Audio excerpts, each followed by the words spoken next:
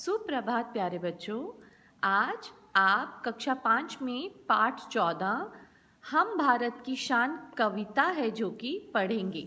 सबसे पहले आप कविता के पास अपनी पाठ्य पुस्तक निकालकर मेरे साथ कविता पढ़ोगे और आज की दिनांक लिखोगे। कविता का भावार्थ इस बॉक्स में पढ़ेंगे। पहले, बच्चे देश का भविष्य हैं, वे हमारे देश की शान हैं। इस कविता में बच्चे बता रहे हैं कि वे कैसे कैसे काम करके देश को आगे बढ़ाएंगे।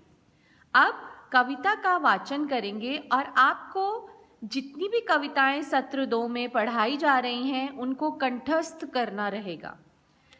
नन्हे नन्हे हमें न समझो, हम भारत की शान हैं, हमसे ही है धरती सारी, फैला ये आसमान है। फूल है हम इस बगिया के, खुशबू फैलाना काम है, बढ़ चढ़ कर आगे जाएंगे, करते काम महान है।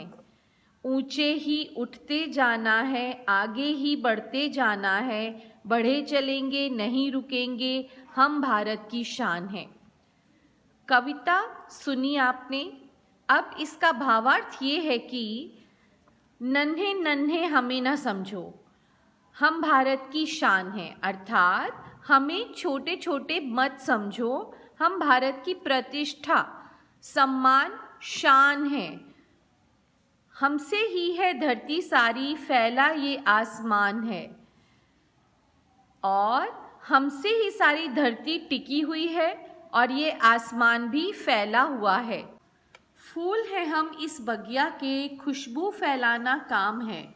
हम इस उपवन के फूल हैं। भारत देश में जो लोग रहते हैं, भारत एक बगिया का नाम दिया गया है और उसके फूल कौन है? आप लोग, छोटे छोटे बच्चे।